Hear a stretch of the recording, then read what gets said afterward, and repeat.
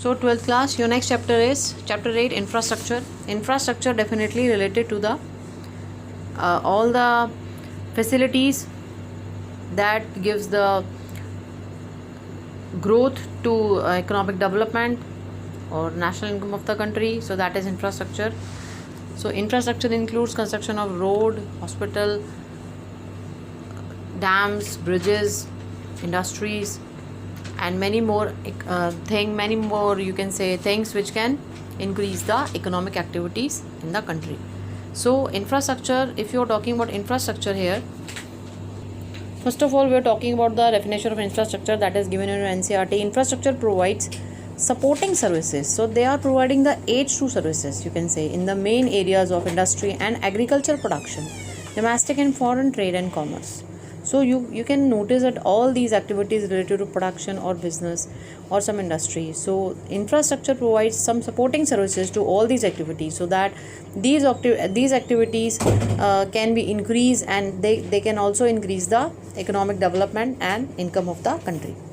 And these include road, railways, ports, airports, dams, power station, oil, gas pipelines, telecommunication. All these includes the transport, communication, and they are including the facilities which gives the fuel for the factories and the country's educational system, including school, colleges, health system, including hospitals, sanitary system, including clean drinking water facilities, and the monetary system, including banks, insurance, and other financial institutions. Some of these facilities have a direct impact on production, and some of them have indirect impact on by the school, social sector of the economy, like education and health.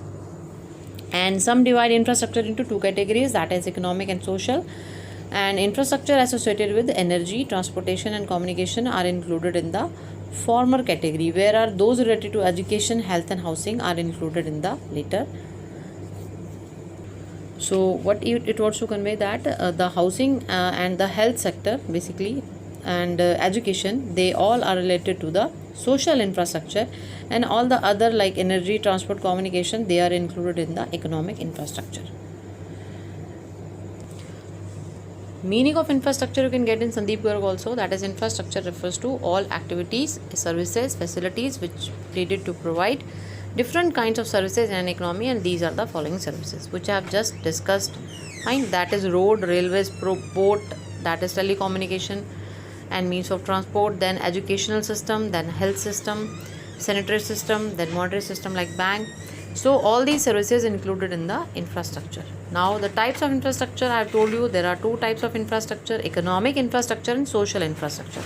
Economic infrastructure basically related with the energy, transportation, communication, and social infrastructure basically related with the education and health and housing. So these are the three basic things which helps in the social infrastructure.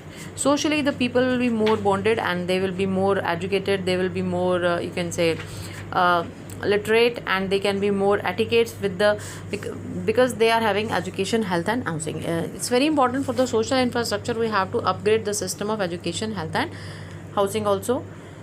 Now economic infrastructure, basically these included the activities which is related with the energy, transportation, communication, so that it support the all industry.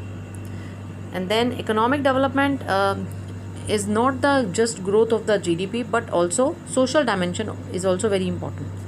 So both economic and social infrastructure, both are very important and complementary to each other. If the both depends upon each other, definitely when there is a social infra is there, then definitely it will boost up the economic infra, and economic infra in return boost up the social infrastructure. So they both are complementary with each other. So how they both can be complementary with each other? Like economic infrastructure, if you're talking about that, improve the productivity by providing good means of transport in agriculture industries, and then by providing energy to which is used as a fuel for this industry to run this industry. So economic infrastructure providing the employment also for social infra, for boosting up the social infra, because social infrastructure improve with the human productivity and efficiency through facilities of education, health, and housing. So definitely when there is a human productivity, it will increase the economic infra in that way. So they both are supplementary for the economic development. They both are the complementary to each other. They both increase their social infra increases the activities of economic infra, and economic infrastructure increase the growth of social infrastructure. So this can come in form of 3 marks. Here is a very important point where why some states in India perform better because of their infra. So Punjab, Haryana and Himachal Pradesh, they are good in agriculture and horticulture. Horticulture basically includes special kind of vegetables, plants and fruits. So they are known as the horticulture. Maharashtra and Gujarat, they are good in the industrial development and compared to others. And then Kerala, that has been good in literacy, health and sanitation and tourism. And now the Karnataka, they are good in information technology industry. So these are the particular state which are very good, which are performing better due to having good infra in form of these. So the question can be also come that social infra is good in which state. You can say that is good in Kerala, because they are related to social infrastructure, and all the other related to economic infrastructure. So here I am just reading this paragraph from the NCERT that you should learn also, that infrastructure contribute to the economic development of a country. Definitely, what do you mean by economic development? Economic development means development of infrastructure, development of people in all the ways, and there is an increase in especially per capita income. So that is known as economic development of a country. And World Bank gives its own way, its own criteria for measuring the economic development of the country. Like per capita income is the main measurement for the economic development of the country. Health, education are also the important factor. Life expectancy, infant mortality rate and birth rate, all these are the criteria for measuring the economic development of the country. So infrastructure basically contributes to the economic development of a country, both by increasing the productivity of the factor of production and improving the quality of life of its people. As I told you that many criteria have been given, and these are the one of these two can be the important criteria for measuring the economic development of the country. Now, inadequate infrastructure can have multiple adverse effects on the health. Improvement in water supply and sanitation have a large impact by reducing morbidity. Morbidity means proneness to fall ill. Is how much percentage, how much probability you are having to fall ill. So that is the morbidity. So morbidity can be decreased with this good infra. From major waterborne diseases, reducing the severity of disease when it occurs, in addition to obvious linkage between water and sanitation and health. The quality of transport and communication infra can affect the access to healthcare, and air pollution and safety hazards connected to the transportation also affect the mobility. So they are saying that all the economic infra also helps to decrease the morbidity, because if the transportation facilities will be there, then definitely there will be sanitation can be possible, and air pollution can be reduced with the presence of all these economic infra, because India is second populous country, so it is very densely populated. So here the question can come that how infrastructure contribute to the economic development of the country and decrease the morbidity in the country. So this can be the answer of the question. Fine. Now this is the question only given in the Sandeep Garg, that is importance of infrastructure. What is the importance of infrastructure? Infrastructure definitely improve the functioning of the economy. Fine. All the function means all the economic activities like primary, tertiary, secondary, all these activities can be improved with the presence of infrastructure. Now agricultural development can be possible with the presence of infrastructure like irrigation facilities and transportation. Agriculture can be more developed. Now economic development, definitely economic development can be possible with the help of infra, with all the sanitation and economic development can be possible only with the presence of industrial progress, agriculture progress and health and education progress. So better quality of life can be possible with the help of infra. Better quality of life is related with the presence of education, health, and then good water supply with the presence of electricity, transport, communication. All these should be there, and all these become the necessities of the life nowadays. Now it provides employment. Definitely infrastructure activities, in the country infrastructure activities are going on smoothly or with increasing trend, definitely this will give the employment in the country also. Now it facilitates outsourcing. Outsourcing can be possible with the presence of information technology, and information technology is a part of infrastructure. So India definitely increase the information technology, and that is basically especially in the state of Karnataka. So here in with the outsourcing, definitely employment opportunities has been increased, standard of living can be increased with the presence of infra, that is in the form of IT sector. Now state of infrastructure in India. Now there is a table given over there, but in the latest NCERT there is more updated table given, that is 2016, and there 2018 data is given. So you can learn that table from that particular NCERT. This is a table from NCERT, it's the updated NCERT, that is some infrastructure in India and other countries 2018 data. This is the very latest data. It is not given in any book except this NCERT, which is not published, which is available only online, and I have just given you the link of that. Now China, there are many countries like China, Hong Kong, India, all these countries are there, and now there is a heading was first of all investment in infrastructure as a percentage GDP. How much percentage of GDP has been invested in the case of infra? So as you can see that more percentage in the case of China, then Indonesia, then you can see it's India. No, it's South Korea, then India. So likewise they are to be sequenced, and then Pakistan only 16.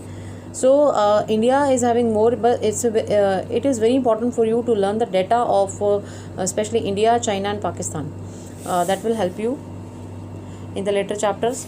So now here this is a percentage of GDP that have been invested in the case of infrastructure. Now percentage of people using safely managed drinking water sources or sanitation services. Well, drinking water services, in the case of 100% drinking water services safe managed, that is only belong to Hong Kong, and from China only 96%, India is 94, not bad, South Korea 98, Pakistan 35, and Singapore again 100, and Indonesia 87. So this is the very latest data, that is a population World Development Indicators 2019, and World Bank that is from the review of the world energy 2019 69th edition. So this is a very latest of data, and you should learn that. Now a little bit idea you must be having, and so that you can write down these things if you remember, if you learn that in your question also. It's very difficult that 1 mark question can come out of that, but you must have a little idea about what is going on. MCQ can come from this way. Now sanitation services is regarding cleanliness basically. So now China 72% of people using safely managed sanitation services, Hong Kong 92, India is only 40, South Korea 100%, Pakistan 64, it's more than us, Singapore 100, and Indonesia 61. So like this sanitation services are provided over there. You should know the data, because while comparing the things sometime 1 mark question can come, so you just go through the data. You just know the trend, you just know that which country is coming on the as a top or at the last. Next, that is mobile subscriber by 100 people, means out of 100 people how many mobile subscribers are there, means how many mobiles have been subscribed by these 100 people. 115 mobile subscribed by 100 people, here 259 by 100 people, here 87 by 100. So 130 by 100, and there 73 by 100, 146 by 100, and 120 by 100. So maximum are from the Hong Kong, many subscriber out of the 100 people in Hong Kong. Now India is only having 87 mobile subscriber out of the 100 people, means 100 out of 100 people how many mobiles have been subscribed by these 100 people, they are 87. So less in India and Pakistan. So definitely if you are less mobile subscriber, that means you are not using the information technology to the large extent compared to the other countries. So maximum subscriber from Hong Kong. Now consumption of energy, tons of equivalent, that is milliliter tons of oil equivalent. So that is the consumption of energy that has been measured in the milliliter tons of oil equivalents, that is the maximum is in China 3274, then Hong Kong 31 only, 809 that is in India, and South Korea 301, then 85 Pakistan, Singapore 85, and then 186 Indonesia. So like this the data has been given over there. So energy part that has been removed, so no need to learn this data or no need to see this data. You can delete that. Now here India, about India, that information is given. India will become the third biggest economy in the world as a few decades from now. That has been assumed. So India will have to be boost its infrastructure investment, as you can notice from this about table also. As the income rises, then composition or infrastructure requirement changes significantly. So when the income rises, what is the effect on infrastructure? Definitely the infrastructure also increases with that. And low income countries, basic infrastructure services like irrigation, transport, power are more important. So as economic mature and most of the basic consumption demand are met, and so share of the agriculture in the economy shrinks and the more service related infrastructure is required. That is why the share of power and telecommunication infrastructure is greater in high income countries. This question can come in 1 mark, that the high income countries definitely need more infra in terms of power and telecommunication, and basically those countries which are having low income, that these countries have basic infrastructure services like irrigation, transport and power, which is very important. So this is a question come out of this paragraph from the NCERT.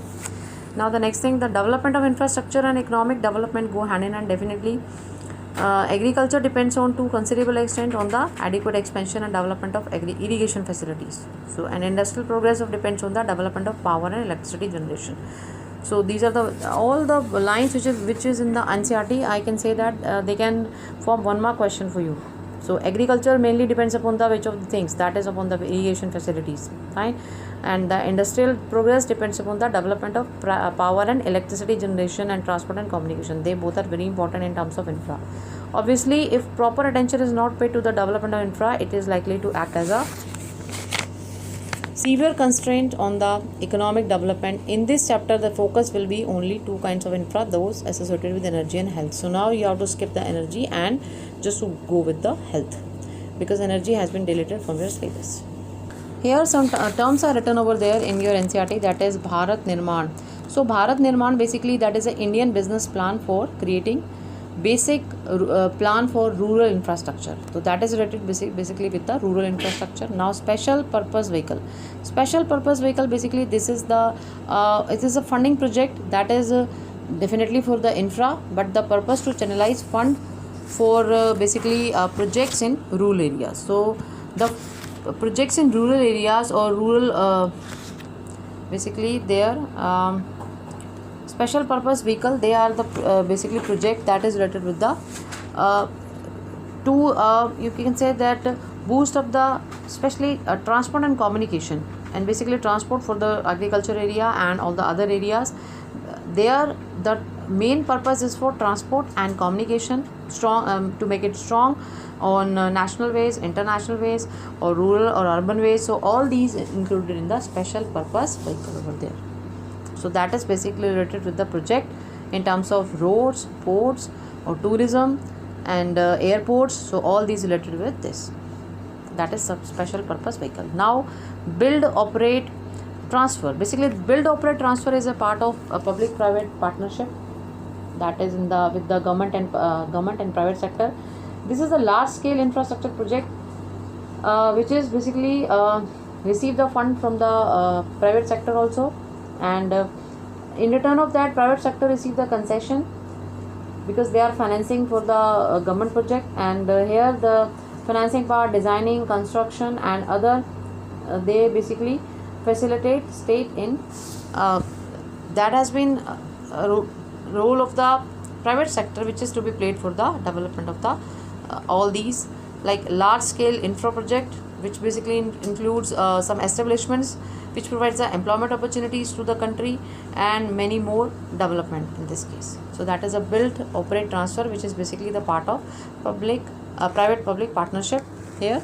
And private public partnership, that is a partnership between the government and private sector which can be undertaken for any type of project which includes some which involves a very high amount of infrastructure like metro that has been developed in Delhi. So that is out of the outcome of the public private partnership. So all these items are very important. One mark question can come. You must know the meaning of these items at least. And here it is written the infrastructure requirement changes with the development level of the country. Definitely when there is a low income countries are there, then definitely infrastructure services like irrigation, transport and power more important. And for high level income in countries, then it definitely need the telecommunication. And here with high level income, so they are only giving emphasis to the power and telecommunication rather than agriculture, because agriculture has been developed to the large extent in the case of high level income countries. As I told you that energy has been deleted, so you can delete this energy from the Sandeep Garg also. You no need to do this for this year. So here for the health part, health is not only the absence of disease but is the ability to realize one's potential, that how much potential he is or she is having about health, about mental health. So all these included in case of health. So if you are not having disease, that doesn't mean that you are healthy. So that is the ability to realize your own potential in terms of physical and mental health also. Now health is a holistic process. So what is holistic means, we are talking about whole as a whole, the thing as a whole, not in the parts. So everything is counted in terms of health related to the overall growth and development of the nation. So the people, if the people are healthy, then definitely there is a growth of nation also.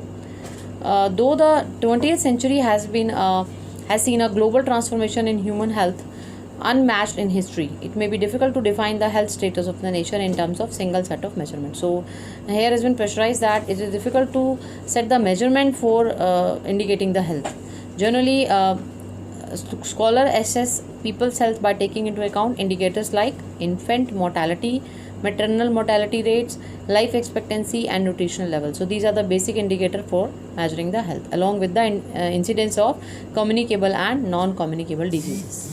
So how many incidents occurred and to what extent it affect the health of the people, so that also define the health of that country.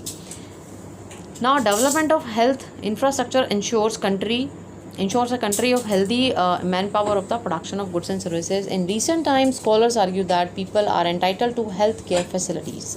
It is responsibility of the government to ensure the right to healthy living. Now, health infrastructure includes hospital, doctor, nurses and other paramedical professionals, beds, equipments required in the hospital, a well-developed pharmaceutical industry.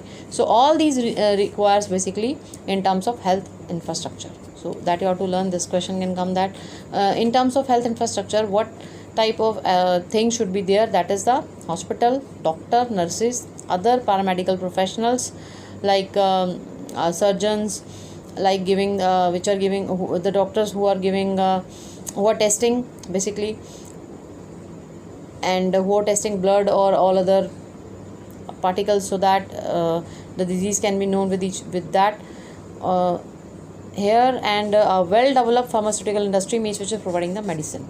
So all type of professionals are there which is related to any form to the health. It is also true that mere presence of health infrastructure is not sufficient to have healthy people. The same should be accessible to all people. So since the initial stage of plant development, policy makers envisage that no individual should fail in to secure medical care, curative and preventive measures because of the inability to pay for it. So this is the responsibility merely for the government to provide health facilities to all the people of the country. And for that, definitely there are government hospital with government doctors with all these facilities that has been described over there. In terms of pharmaceutical industry, definitely the medicine are at very very very cheap rate in these hospitals, and all the tests related to blood and all other diseases that has been going on in these hospitals. Nurses and other type of facilities are in these hospitals. But are we able to achieve this vision? Now there's a question on these hospitals, on the government facilities. Before we discuss various health infrastructure, let us discuss the status of health in India. Only in latest NCERT you will get the latest data. That is up to 2017, from 1951 to 2017. That is available only in your latest NCERT. Otherwise, you will get data only up to 2015 in Sandeep Garg, or up to 2000 in your NCERT that has been published. So here they are measuring the health infrastructure in the India, because that has been just noted out that all these are the main criteria for measuring the health infrastructure in India. So now in the case of hospitals, they are talking about the government hospitals only, not about the private. So in the government hospitals, now the hospital basically to 2694, and now that that has been increased up to 25,778. So this is the increase in the hospital. And now beds which has been present in the government hospital, they are 1,17,000, and that has been increased 7,13,000 in 2017. Dispensaries, 600 dispensaries in 1951, and now 27,951. Now PHCs, that is 725 in 1951, and then 2017 25,743. Sub-center, and they were not present in 1951, now they are 1,58,000 approx. CHCs, now they were not present over there, now 5,624 are there. So this is the latest data which is provided by the Family Welfare Government of India, Ministry of Health and Family Welfare Government of India, that is New Delhi, 2005. This is the data from this particular department. So as you have seen that there is a PHCs over there. So PHC is basically primary health care. These are the sub-center, and these are the community health centers. So primary health care, basically that is the 3-tier system of health infrastructure. Basically first one is the primary health care, and primary health care basically related with the educating the people regarding health problem, so that to prevent them, to control them on time, and promotion of good supply food, and then nutrition food, and then educate them regarding that. Sanitation, water and basic sanitation information should be given at the primary health care. Maternal and child health care, immunization like programs, and then promotion of mental health and provision of essential drugs. So these are the basic primary health care facilities are there. Now next thing is that is sub centers are there. Sub centers basically that is interlink the primary healthcare, and this is the community healthcare. So this is the link. This is providing the link between these two. So now sub center basically sub center are the basically public sector that is connect the primary healthcare and community healthcare, and they provide the all the necessary facilities regarding health to the people. Now the community healthcare. So community health centers are basically they are staffed with the very good practitioner, general practitioner, nurses are there, healthcare facilities are there, and they are providing the people with the special type of diseases that people are having. Then these are the centers which are recommended by the sub centers, and then they are basically provided as the education regarding if people are having a certain type of disease for the reference of the higher level, you can say third level, 3-tier health infrastructure. In the 3-tier health infrastructure, fine. State of health infrastructure is there. So now the government has the constitutional obligation. So that is a constitutional obligation. It is an obligation on the government to spend for health facilities, to guide and regulate all health related issues such as medical education, adulteration of food, drugs and poison, medical professions, vital statistics. Vital statistics means the data regarding that, mental efficiency and lunacy. So all these information or expenditure on all these mental health problem or other health problem should be done by the government. That is a constitutional obligation on the government. Now the union government evolves broad policies and plan through the Central Council of Health and Family Welfare. So this is a council basically working for the health problem of the country. So there that you have to mark out, Central Council for the Health and Family Welfare. This is the council which is working out for that. It collects the information and render financial and technical assistance to the state government. So first they collect the data. If any need is required in the case of state government, then they provide the financial and technical assistance both. Union territories and other bodies for the implementation of important health programs in the country.